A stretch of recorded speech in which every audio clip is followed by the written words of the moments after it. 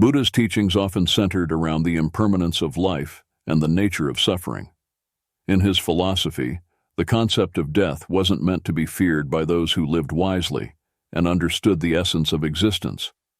At the core of Buddha's teachings lies the idea of impermanence, the understanding that everything in life is transient and subject to change.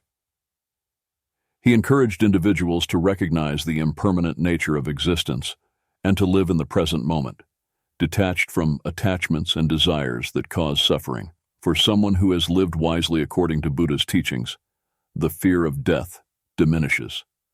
Wisdom, in this context, refers to the understanding of life's truths, embracing impermanence, cultivating compassion, practicing mindfulness, and seeking enlightenment. A wise life involves living ethically, being mindful of thoughts and actions, and nurturing a deep understanding of the interconnectedness of all things. In this context, death is seen as a natural part of the cycle of life, not as an end, but as a transition. The wise individual understands that life and death are intertwined, and both are natural aspects of existence. By living in accordance with wisdom, one has already detached from the fear of death because they comprehend that it's merely another phase of the universal cycle. Buddha's teachings on the nature of suffering play a crucial role here. Fear of death often arises from attachments and desires, attachment to the physical body, to loved ones, to accomplishments, and to the worldly things. The wise person has worked to transcend these attachments, understanding that they contribute to suffering.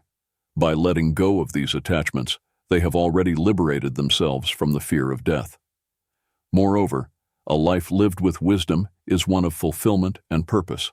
By following the noble eightfold path, right understanding, intention, speech, action, livelihood, effort, mindfulness, and concentration, one lives in harmony with oneself and the world.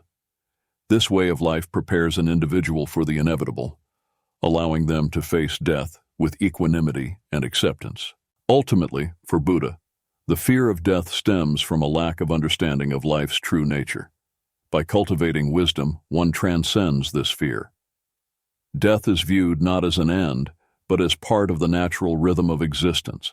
It becomes a transition to another state, a continuation of the cosmic cycle, an idea that brings solace and peace to those who have lived wisely.